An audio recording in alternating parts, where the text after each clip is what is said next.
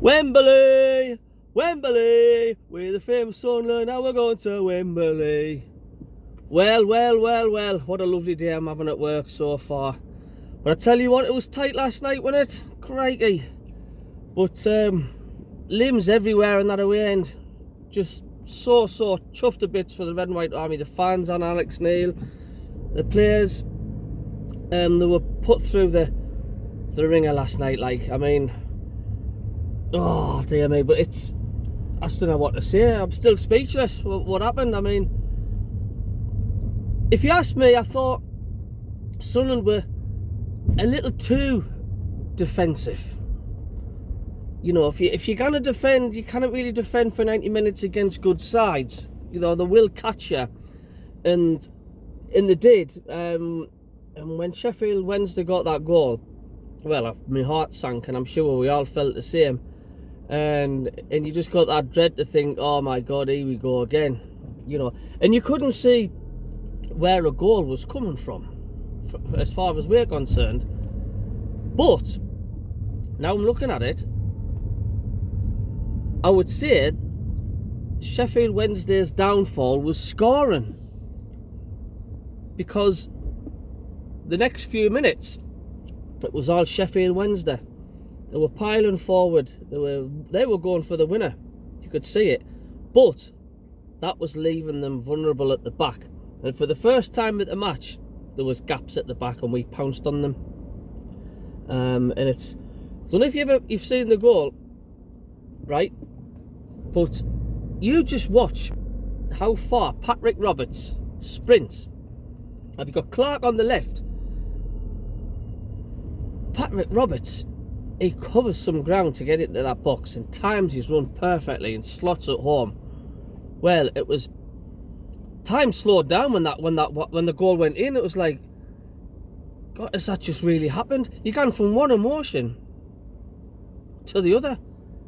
And of course, there was still, I think, 3 minutes of injury time added on, and then another nearly 2 minutes on top of that. Because when the 10 minutes was up, I was thinking, where's he fucking getting the 2 minutes from?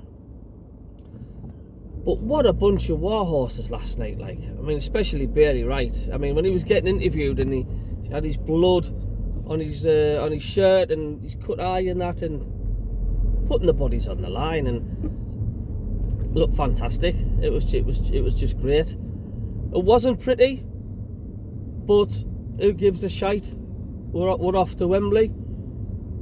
I would agree. I would say Bailey Wright's definitely man of the match for sure.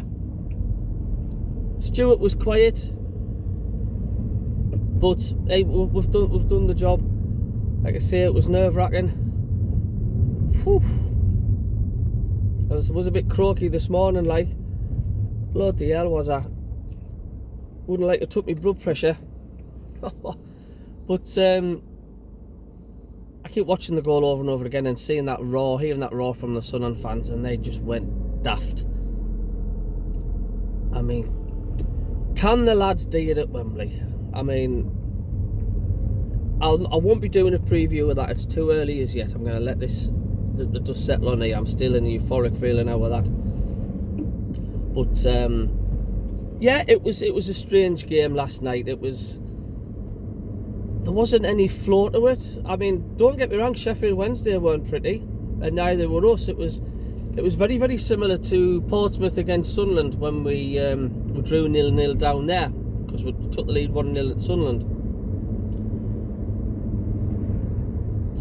And I thought, oh, we're going to hang out.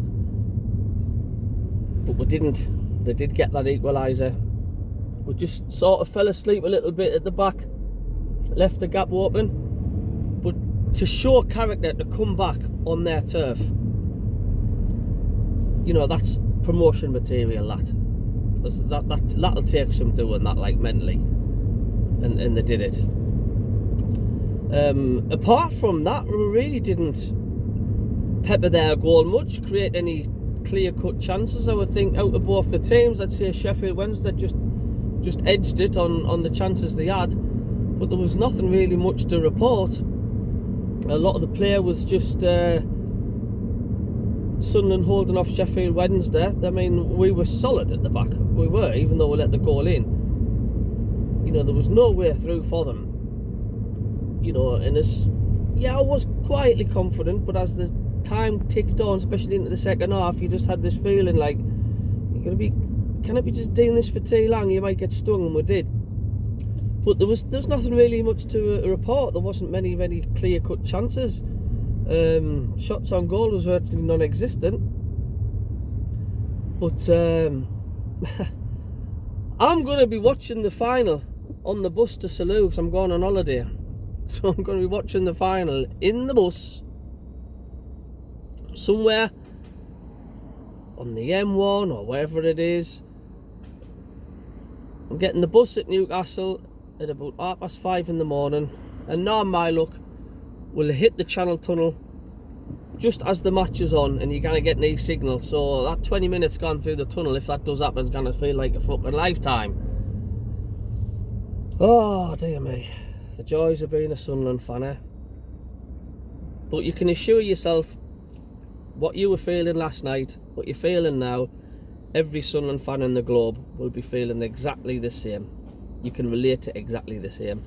I was screaming at the telly when we're on the 12 minutes of added on, and we should have only had 10, and I was screaming. Even Alex Neil was like complaining to the fourth official, where on earth are you getting this extra 2 minutes from? You know, but we did it. And I'm proud of the way they performed last night. You know, at the back, even though we conceded, and mentally Alex Neil's got them set up. I mean, I think we've got the best man for the job for the playoffs. Don't forget, Alex Neil took Norwich City up when they beat Middlesbrough 2-0 to get Norwich to the Premier League. So Alex Neil's, he's been there. He knows what it's all about when it comes to pressurised games in the Premier League. We've got the best manager for the job, and let's just keep fingers crossed there. But yeah, well done the lads. Well done the lads. Howdy!